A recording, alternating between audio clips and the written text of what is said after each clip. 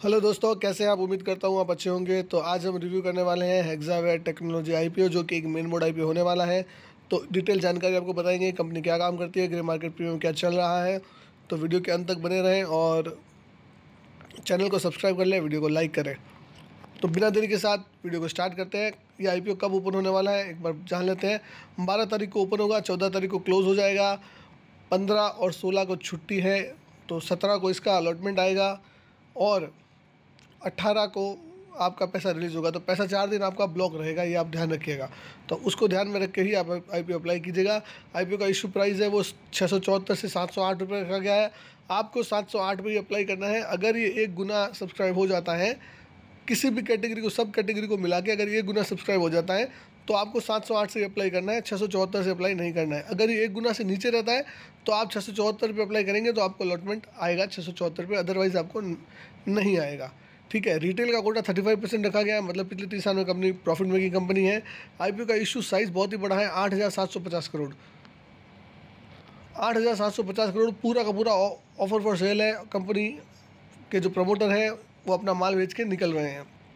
Face value 1 रुपया है, तो मतलब कंपनी ने अपने शेयर को 10 बार तोड़ दिया है। तो ओरिजिनल अगर मैं वैल्यू करूँ ये कंपनी की तो 7,000 रुपये का ये करीब करीब एक शेयर आपको मिलेगा।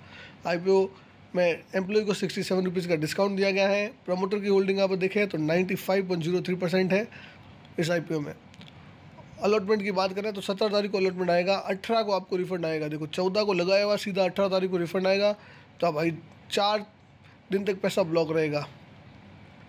आईपीओ की लिस्टिंग 19 तारीख को हो जाएगी। अब लॉट साइज़ की बात करें तो रिटेलर्स के लिए 21 शेयर का लॉट होने वाला है। 708 रुपये का प्राइस बैंड है। 14,868 रुपये का एक लॉट आपको अप्लाई करना होगा अगर आप रिटेल में अप्लाई करने वाले हैं। तो अगर रिटेल में एप्लीकेशन पूरी नहीं आती है तो जितना आप लॉट अप्लाई करेंगे, 12-13 मैक्सिमम 13 लॉट अप्लाई कर सकते हैं। तो जितने लॉट आप अप्लाई करेंगे उतने पूरे के पूरे लॉट आपको मिल जाएंगे।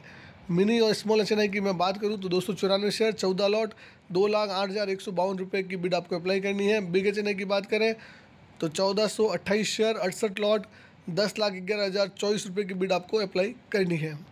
तो किस तरीके की बिड आपको अप्लाई करनी है वो क्लियर है यहाँ पे। ग्रे मार्केट प्रीमियम एक बार देख लेते हैं। आईपीओ का प्राइस 708 रुपये का है, ग्रे मार्केट मात्र 14 रुपये चल रहा है। तो एक्सपेक्टेड लिस्टिंग प्राइस है वो 722 रुपये होने वाली है। तो उसके हिसाब से करीब करीब 2% का प्रॉफिट निकल के आ रहा है, जो कि बहुत ही कम प्रॉफिट निकल के आ रहा है। तो ये प्रॉफिट भी अबॉलिश हो जाएगा, ख़त्म हो जाएगा, क्योंकि शुरू के 2 दिन में आपको कोई भी इसमें एप्लीकेशन आने वाली नहीं है। अगर QIB लास्ट डे पे सब्सक्रिप्शन करते हैं इसमें तो थोड़ा बहुत ये बढ़ सकता है, लेकिन थोड़ा बहुत बढ़ के भी ये कितना हो जाएगा, 2% से 4% होगा, 5% होगा। तो 5% की लिस्टिंग गेन के लिए कोई अप्लाई करने वाला तो इसमें है नहीं। रिटेलर तो मुझे नहीं लगता है कि इसमें पार्टिसिपेट करेंगे। तो रिटेलर तो इसमें पार्टिसिपेट नहीं करने वाले, क्योंकि 1-2-5% के लिए कौन अप्लाई करेगा। बट QIB ने अगर लास्ट दिन में धमाका कर दिया और एक्सेप्शनली उन्होंने अप्लाई कर दिया, बहुत तेज़ी से उनका एप्लीकेशन आ गई, तो लास्ट मोमेंट पे कहीं जाके इसके ग्रे मार्केट में तेज़ी आ सकती है। और तेज़ी करीब करीब आई तो 8-9% से ज़्यादा का प्रॉफिट आपको नहीं मिलेगा, उतना प्रॉफिट तक कंपनी जा सकती है। तो देखते हैं क्या होता है, लास्ट दिन तक वेट करेंगे। अभी ग्रे मार्केट को देखते हुए भैया अप्लाई नहीं करना है, नहीं करना है, नहीं करना है, ये ध्यान रख लीजिए।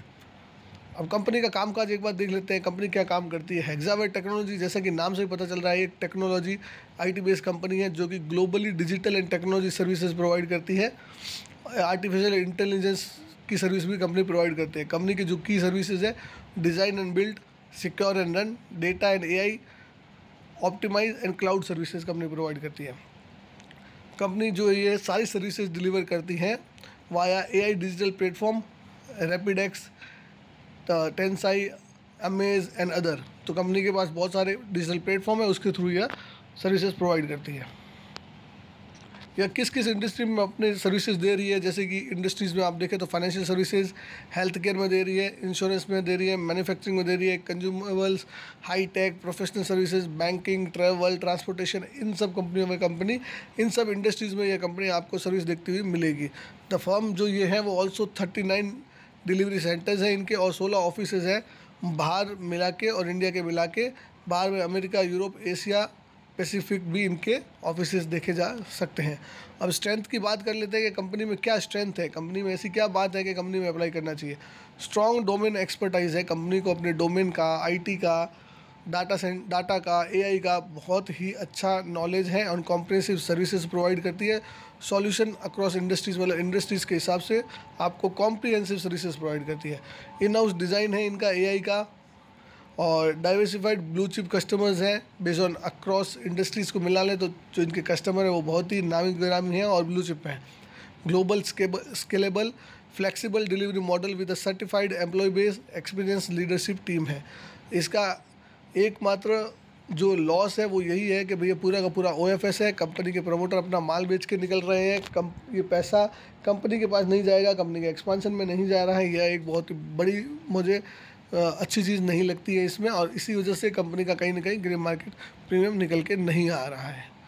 ठीक है, अब मैं आपको एक बार बता दूं कि कंपनी के फाइनेंशियल्स कैसे हैं, उस पर थोड़ा चर्चा कर लेते हैं। अगर फाइनेंशियल्स ठीक ठाक निकल के आते हैं तो वैल्यूएशन देखेंगे और उसके बाद आपको फाइनल कंक्लूजन बताएंगे। रेवेन्यू की मैं बात करूं तो 2021 में 7,200 करोड़ का रेवेन्यू था, 2022 में बढ़ के 9,378 करोड़ का हो गया, तो रेवेन्यू में थोड़ा इंक्रीज़ हुआ। 22 में, 23 में वही रेवेन्यू वापस इनका डिक्रीज़ हो गया, तो 7,763 करोड़ का रेवेन्यू निकल के आया। 31 दिसंबर 2023 को जो है 10,384 करोड़ का रेवेन्यू निकल के आया। और 30 सितंबर की अगर मैं बात करूं, आज 30 सितंबर 2024 के हिसाब से कंपनी के रेवेन्यू जो निकल के आए 8,871 करोड़ के निकल के आ रहे हैं। तो इनका जो फाइनेंशियल ईयर है वो दिसंबर से दिसंबर चलता है, तो पिछले दिसंबर ने कंपनी 10,400, इस बार कंपनी ने सितंबर तक 8,871, तो मतलब रेवेन्यू लास्ट ईयर के बराबर ही होने वाला है करीब करीब इस साल भी।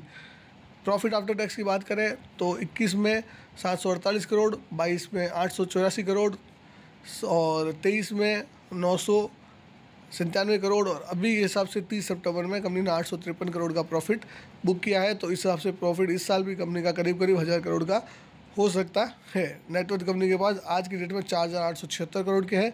रिजर्व्स कंपनी के पास आज की डेट में 4,800 करोड़ के हैं। बोरोइंग कंपनी के पास कुछ भी नहीं है। सबसे बड़ी बात है नील डेट कंपनी है। फाइनेंशियल कंपनी के बहुत ही उम्दा, बहुत ही अच्छे लग रहे हैं। कंपनी में फाइनेंशियल में कोई दिक्कत नहीं है। वैल्यूएशन के हिसाब से आप देखें तो मुझे थोड़ा महंगा कहीं लग रहा है, क्योंकि देखिए प्रेस्टीज सिस्टम का 84 का है और कॉर्पोरेज लिमिटेड का 64 का पीई आ रहा है, एलटीआई माइंट्री का 38 का और एम्फेसिस लिमिटेड का 34 का पीई आ रहा है। यहाँ आप देख सकते हैं कि कंपनी का प्री इश्यू जो आपका पी निकल के आ रहा है वो करीब करीब 41 से 43 का निकल के आ रहा है, और पोस्ट आईपीओ या 35 से 37 का हो जाएगा। तो करीब करीब आप देखें तो 40 का पी रेशियो पे कंपनी अपना आईपीओ लेके आ रही है। तो पी रेशियो के हिसाब से भी कंपनी अपने पीएस के हिसाब से बराबर ला रही है। वैल्यूएशन थोड़ा सा कंपनी का कहीं हाई लग रहा है। एम्फेसिस और एलटीआई माइंट्री के हिसाब से अगर देखें तो उनका 34-38 है, लेकिन कंपनी का 40 निकल के आ रहा है। बाकी प्रेस्टीज सिस्टम से यह कम है, 84 का है, और आपका कॉफरो से 64 का, तो उससे भी कम है। तो पी रेशियो तो कंपनी का ठीक ठाक लग रहा है, मतलब वैल्यूएशन कंपनी का ठीक है, फाइनेंशियल कंपनी के अच्छे हैं, बट ग्रे मार्केट में डिमांड नहीं है, क्योंकि ये पूरा का पूरा ओएफएस है, इसलिए कंपनी की कोई डिमांड निकल के नहीं आ रही है। तो कंपनी की डिमांड नहीं है, उस वजह से इसमें अप्लाई नहीं करना है। बट कंपनी के फाइनेंशियल बहुत ही स्ट्रॉन्ग है, कंपनी का कामकाज अच्छा है, वैल्यूएशन मुझे ठीक ठाक लग रहा है। तो लास्ट दिन पे वेट करते हैं दोस्तों, क्या आता है, क्या हिसाब बनता है। लास्ट दिन पे अगर QIB आते हैं तो हम भी इसमें टूट पड़ेंगे, वरना हम इसको क्लियरली अवॉइड करेंगे और वेट करेंगे लास्ट दिन तक QIB के आने का। तो ठीक है दोस्तों, मेरा ओपिनियन क्लियर है। आप लोग क्या करने वाले हैं कमेंट करके बता दीजिए, और इस तरीके की बढ़िया जानकारी के लिए वीडियो को लाइक करें, शेयर करें और सब्सक्राइब करें। चैनल को सब्सक्राइब कर लें, वीडियो को लाइक कर लें। मिलते हैं दोस्तों अगले वीडियो में इस तरीके की धमाकेदार जानकारी के साथ।